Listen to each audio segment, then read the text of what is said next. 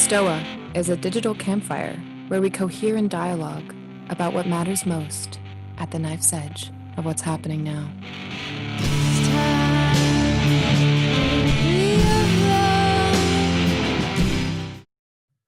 So I just searched on Spotify stories. That song came up, so I'm like, let's run with it. So welcome to the Stoa, everyone. I'm Peter Lindbergh, the steward of the Stoa, and the Stoa is a place for us to cohere and dialogue about what matters most at the knife's edge at this very moment. And saying that line buys me time to recall what I'm supposed to say right now. So we have a new series in here today, and it's called Stoic Provocations. And let me just read you the blurb of the series. It's a new series which affords us to practice our Stoicism. A speaker visits us, shares some edgy thoughts that puts us at the edge of our thinking, and we possibly get triggered. Then we stop the recording and get into collective dialogue with a little twist. So there's going to be two portions of this, and I'll explain the twist in the first portion, and then I'll explain the twist in the second portion. So this is going to go for about 90 minutes to 2 hours today.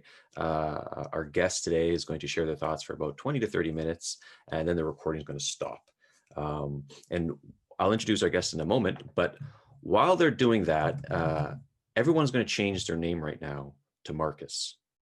So like we'll just go to right here, just edit the your name and rename yourself and go Marcus, capital M. All right, and I promise this is not some tricky way to start a Stoic cult. So if you can please do that. And when we listen to our guest today speak, we're going to share 4 things in the chat, and this will prime us up for the collective dialogue portion. And yeah, just change your name, then I'll change it to Marcus if you can't change it. And then the Marcus jokes are going to start rolling in. Just watch. Okay, so this is me, Marcus, right here. So share what propositions you agree with what you heard, what propositions you disagree with, what emotionally triggered you, or what came alive for you.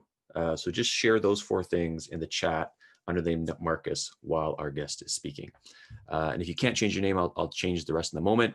Our guest, Michael Smith, won't change his name to Marcus. He's the only one that won't do that. And today we have my buddy and budding bromance partner, Michael Smith. I met Michael in Sarah Ness's Authentic Relating course. And Michael's this crazy, super crazy smart dude. He was part of the whole rationalist scene. I'll let him properly introduce himself. But that being said, I'll take Michael in now, and then Michael will take me back, and then I'll share how the second portion of today is going to go. So that being said, I will allow everyone to unmute themselves. Michael, welcome to Stoa. Hi, thanks. Cool. Can everyone hear me?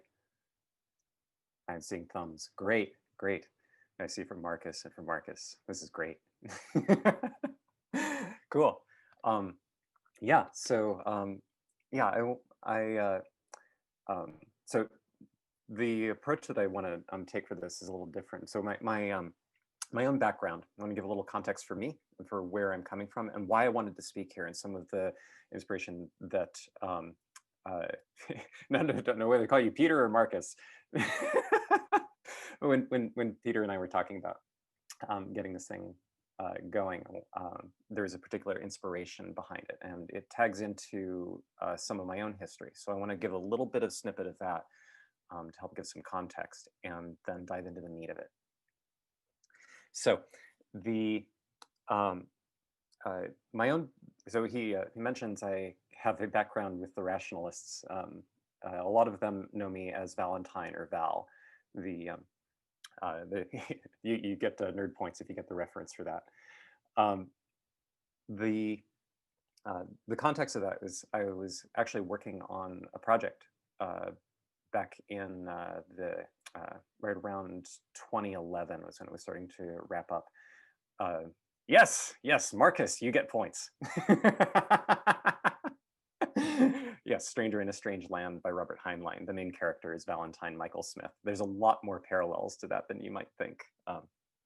So I was working on a project that kind of fell apart. It has its own interesting arc to it, but the gist of it was that I was trying to address aging.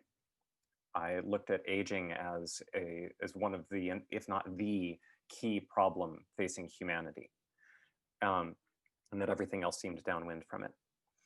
So uh, that project fell apart, and and part of the reason it fell apart was because the people I was working with um, were much more interested in the aesthetics of working on something important than they were on actually solving the problem. So I had joined up with the rationality community out in the Bay Area in order to build a group that's now called the Center for Applied Rationality. I was one of the co-founders for that. For me, the aim has always been, how can we make humanity sane enough to solve the problems that matter? It turns out this is an overwhelmingly difficult problem. Um, and the aging thing was actually also directed at that. I looked at problems with the inevitability of aging and death as very central to a major glitch in the human psyche. So I wanted to address that. And then approaching the Center for Applied Rationality, trying to start building that and then developing its infrastructure and its core teaching methods. I was one of the main teachers for that for 7 years. The intent there was to attack the sanity issue directly. Now, now these are just 2 arcs. I've had about, depending on how you want to count it, about 5 of trying to address this. Great. Marcus is the only sane person he knows. She knows, it knows. I actually don't know how to do pronouns when everybody's Marcus. Oh, this is entertaining. Okay. So one of the themes that oh,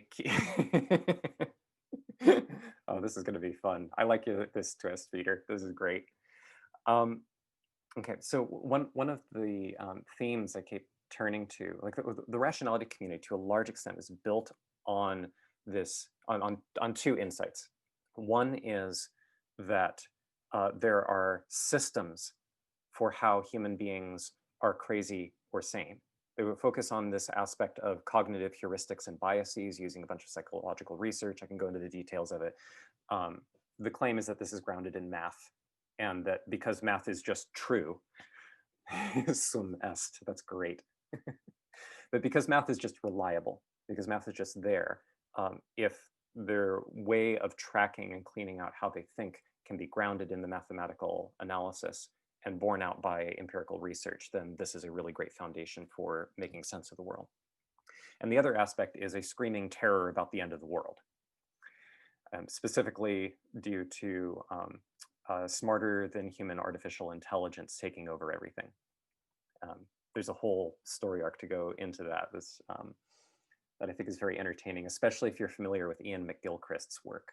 One way, if you are, in terms of the left and right hemispheres, another way of summarizing that entire domain is if you let the left hemisphere take over and figure out what is the right thing to do, you end up with a horror story of everything being covered in paper clips.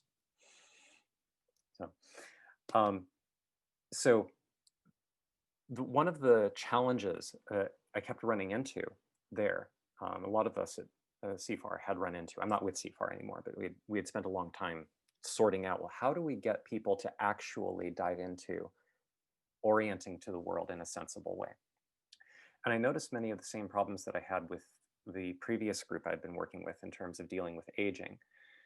Part of the reason I left CFAR was because I recognized that it wasn't up for solving this challenge either. The challenge amounts to, I'll give some examples, but let me give a sort of a general flavor of the thing first. The challenge amounts to that when you think you know what you're doing and then your strategy doubles down on that, you're guaranteed to be screwed. And there's a bunch of rationale for this. I can go into the theory. There's something called Goodhart's law that does systematic things in this space, and Goodhart's law follows from some other stuff. But the gist of it is I claim that that is systematically true. If you think you know what you're doing and you try to make that strategy work, then the strategy is guaranteed to fail when you're talking on these kinds of scales. I think this also applies when you're dealing with individual humans. Like if you have a strategy for sorting out problems with your romantic partner, good luck. That's just not going to work. Occasionally it might accidentally work, but there's something very glitchy about the basic orientation of thought. Right? So I know that's very abstract. I want to start grounding this in some examples, but before I do so, I want to emphasize that the thing that I actually want to do here, rather than conveying here is an idea, I wanted that context so you understand where I'm coming from. But what I'm working on and what I want to share with here is at the edge of my own growth and of my own understanding as well. And so this is not something that I have this stance of this is true. There's a lot of pieces that I can say, yeah, this part's true. And I'm sure that there's something in this direction. And a lot of what I'm going to be doing right here is immensely hypocritical. And I'm wanting to embody and resonate with the tone of an attitude. I think there's an attitudinal shift that actually addresses this core problem. But I'm still working on embodying that. Right? So I want to be a little less abstract now and drop into some of the examples, but I want to emphasize that this is on the edge of my own skill right now. So on a very grounded level, there's a story from, I can't quite remember his name, Terry Warner, a story from Terry Warner in his book, Bonds That Make Us Free. He talks about how when his son was born, he was holding his son with this sense of a deep treasure, like a deep sense of profundity of like, this is a life. This is my son. Right? And this contrasts pretty significantly with his experiences approximately 13 years later, once he has a teenager in his house. He's folding some laundry in the laundry room, and his son leans in and says, "Hey, Dad, when are you going to mow the lawn?"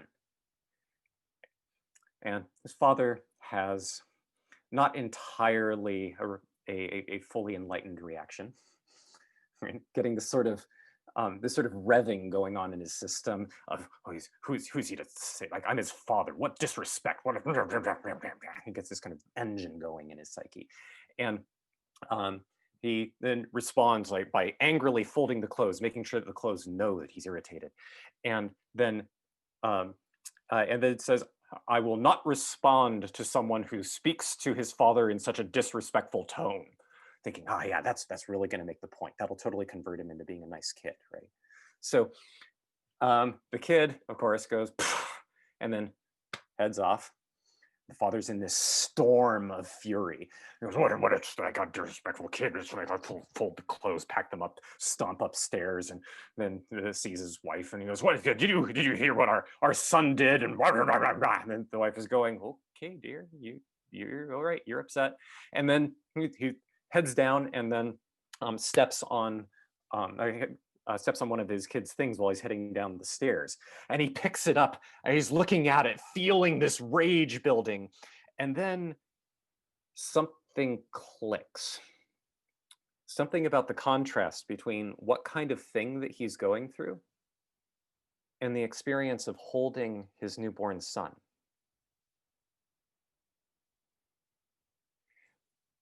All of this rage and energy and buzzing, thinking, and intending is sort of carrying this sort of emotional momentum. You sort of feel this experience of wanting to not notice the fact that something clicked. Almost like, if I don't pay attention, then I can be righteous, I can be righteous. And to notice that the choice is not about, in some important sense, he didn't quite phrase it this way, but it's not about him. It's about what he wants to encourage in the world and in his relationship with his son. Does he want to double down on this intending? Or does he want to recognize that not only does he know that there is another path, but he always knew?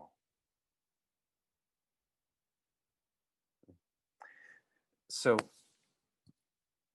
the thing that I want to point out is a kind of truth that I think most people get in touch with in bursts and glimmers all over the place. But it's not the dominant note that we choose to pay attention to most of the time.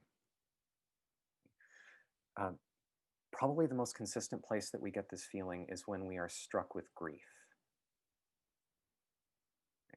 Can you imagine what would have happened for Terry Warner if after that interaction, before he got to talk to his son, if his son got hit by a car?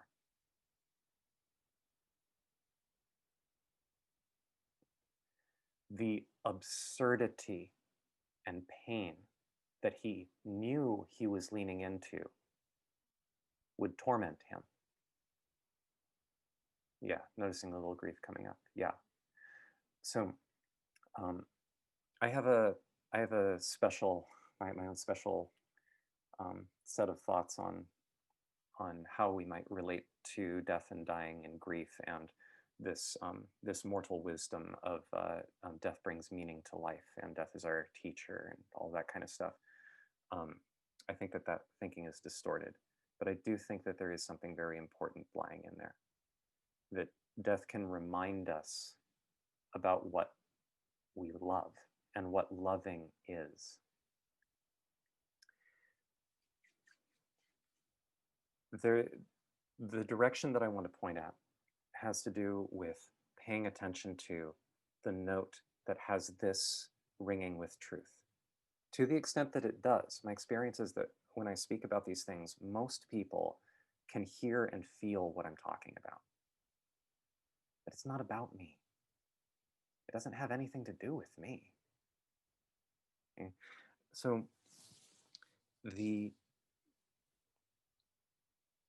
thing that I want to point at is that resonance, the sense that there's a way in which we already know a lot of truths that we're actively ignoring. We have to actively ignore them. There are reasons for them. I don't want to say that you're wrong to ignore them. But if we ignore the fact that we're ignoring it, nothing is going to change. But one of the challenges I ran into in working with the rationality community was this a sort of doubling down on knowing what's true, knowing how we come to truth, and in particular that AI is the thing that we need to fight. That group is plenty smart enough to have invented a lot of the things that Daniel Schmachtenberger talks about, but they couldn't make the shift all the way to noticing that the social dynamics and how we hold each other matters more than making AI theory and mathematics work. That it's actually a prerequisite to figure out culture. That it's actually a prerequisite to figure out how to be kind to each other. And that there's something to figure out. You can't just choose to be kind. If you just choose to be kind, most people just suppress things in themselves. So what kind of shift do you need so that you're not compromising the things that you really value, but you can show up 1,000% in service and support of the other? Now, we can talk about all these theories. One of the reasons when Peter and I were jamming about this session, one of the things that was bubbling up for me is this way that there's a lot of talk about, oh, let's have like game B. If we can get game B to work, then we can do something. Maybe we can keep the world from tanking, or maybe after the world tanks, we can have these little pods of communities that can survive, and then we can build up a good culture. Then there's all of this focus on exactly, well, what is that? Well, it's going to be this idea with rule omega, and we're going to like make sure that you're growing a garden. And there's a way where there's a spirit behind that I see as really precious and valuable, that there's an effort to attend to the question. But when I start seeing things like like, for instance, a while back, my understanding is that Benita Roy just dropped the Game B Facebook group out of a sense that there's something importantly missing in the orientation. Okay? So the a culture where there's an emphasis on any solution, no matter how accurate it is, that isn't grounding every breath in the truth, that like sorry, I want to rephrase that a little bit. If we, I'm gonna borrow a little bit from the language of a person I've been working with the last couple of months, Perry Chase. I think there's a neat thing to say here. What are you in service to? Are you in service to game B? Are you in service to the way, Perri, Perry Chase. Yeah. Are you in service to game B? Are you in service to a philosophy? Are you in service to your health? Are you in service to beating other people and winning the social game? Or are you in service to truth? What you're in service to is different from whether you're good or bad, or whether you're good or bad at it. But what do you prioritize? Do you prioritize a strategy, or do you prioritize the reason for the strategy? What is each breath for?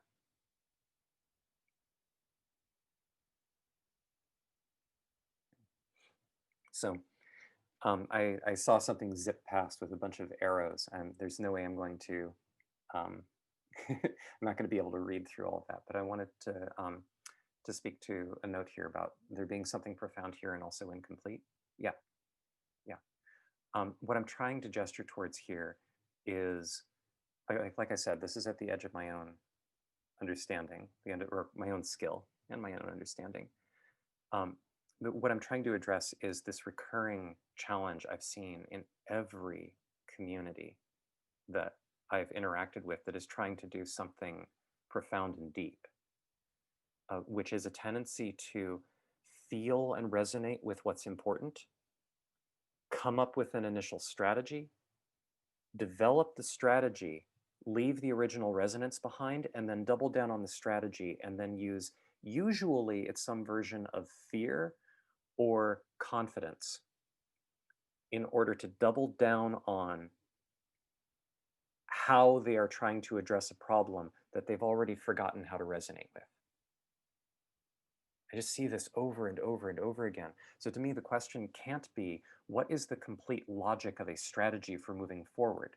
That's already that's a step past the point. Why are we doing this? What is it for? When we double down on the strategy, maybe that's the right thing to do in some cases, but are we doing so in service of the why? And to notice where we aren't, and then to honestly ask, why are we deviating? What is so important about having a pathway that feels promising, as opposed to being willing to not know? And I don't mean I mean to emphasize that there is a deep question. There's a deep question here of, when we orient to a strategy, and then we're inclined to drop the reason why we're using the strategy. Why? There's a reason for it. Can we come to know that?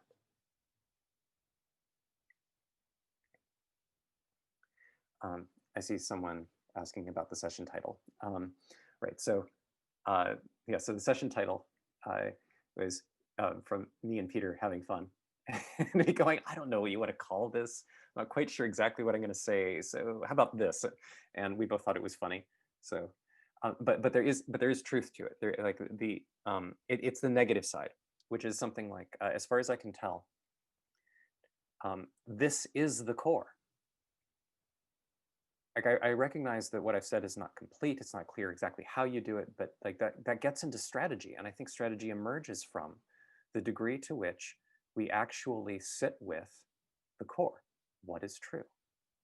What do I know to be true? Not logically, not propositionally, but in the way that Terry Warner recognized that there was something of a lie. There was kind of falsehood to how he was orienting to his son. He was not being honest with himself.